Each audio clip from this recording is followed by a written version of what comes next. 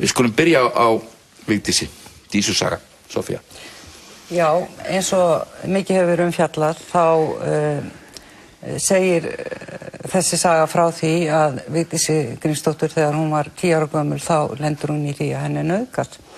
Og við það, hún lýsi þannig að þá hafi orðið ákveðin persónuleika klofningur, þó ekki sjúklegur, í sér. Þannig að Dísa, sem er þessi stúlka sem þannig var 10 ára, hún er bæld. Já. Það var þessi lífsglaða unga stúlka. Viðtekur Gríms, sem að fær viðurnefni svarta þústinn og sem er að fela sig í svörtu sjali með sólglerugu og hún notar semst þessar 2 persónur sem að þetta eru sögumannsraddirnar í bókinni. Já. Og það er nú aðalega Dísa sem að þarna í fyrsta skipti hleypt fram sem til þess að segja sína sögu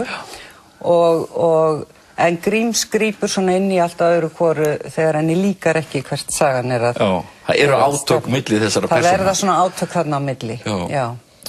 Já, ég hafði mjög gaman að lesa þessa bók, að Gríms kemur alltaf inn í og er að leggja Dísu aðeins lífsreglurnar og svo er Dísa að hjóla í Gríms. Já.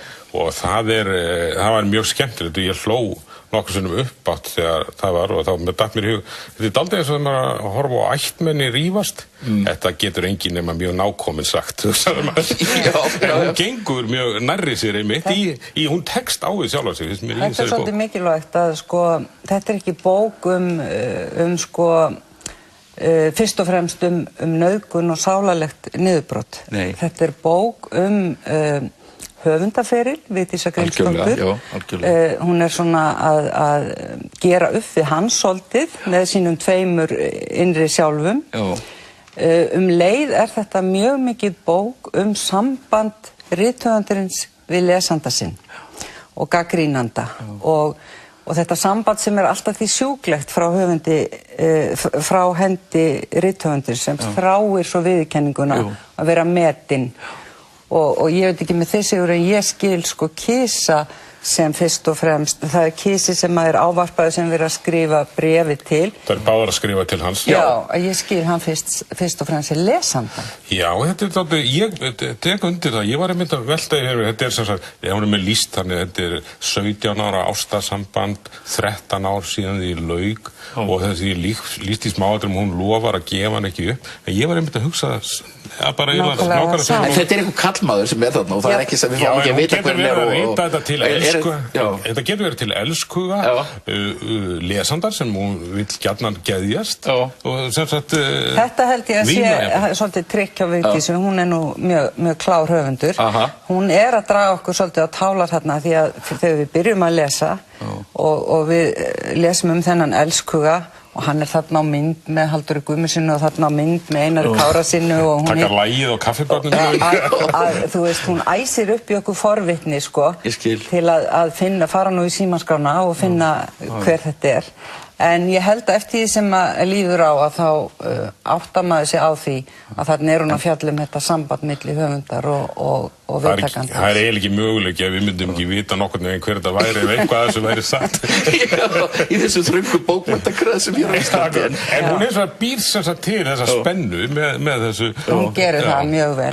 En það sem er náttúrulega merkilegt í þessari bók að hún er bráðfyndin og hún er að gera grín að sjálfri sér líka sem höfundi, hún gerir rosalegt grín að þessari persónu sem hún hefur verið og maður hefur alltaf spurt sig er þetta ekki Vigdís í þessu svarta er þetta ekki aðeins og mikið og hún einhvern veginn er alveg fullkomlega meðvituð það. Hún vísar í orðin nafngreindar konu í Reykjavík sem kalli sig svörtu þústina. Ég var einmitt að velta fyrir mér hvort sú kona væri kannski lesað í fyrsta skipti í þessari bók og svo vísar hún til sín sem svörtu þústanina en það eru roknaðar líka bara kallar stíllega í þessari bók og hún náði bara, ég komst við lesturinn og ég hló og bara mjög alveg stórkostleg bók og sem sagt bók sem að fjallar á svo ekta hátt tilfinningalíf höfunda.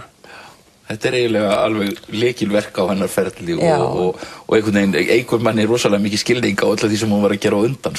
Og líka á þessu, nú eru að koma út ævisögur eftir 60 höfunda og eldri, eða svona fólk á þessu skeiði og þetta sko, mann alveg sama hvort þetta allt satt eða rétt allt, en hún tekst á við sjálfa sig. Það finnst mér svo flott við þessa bók, að þetta svona bók sem skiptir máli. Svo náttúrulega þessi umgjörð sem skemmtileg, sem eru strandirnar, Norðurfjörður og hún setur sér það að skrifa, fær bara ákveðin tímaramma til að skrifa bókina og mér skilst það að hún hafi staðið við það, sko. Já, akkurat. Já, þetta eykur mjög á gildi bókarinnar, sko, einmitt bara náttúrulýsingarnar, lýsingi sem við fáum af fólkinu á ströndum eru dásamlegar og þannig að ramminn svona verður mjög flottur í kringum þessa sjálfslýsing. Má líta á þetta sem lofsöng til hins einfalda lífs, en mann finnst það bara fallegt líf, þannig að það fellur mann í geð þessi umgjörð. Þetta var stórmerkilegt hjá henni. Ég held að Kissi muni koma aftur til með þessari bók. Þetta er þessari bók sem við mælum alveg. Góð lokaorð.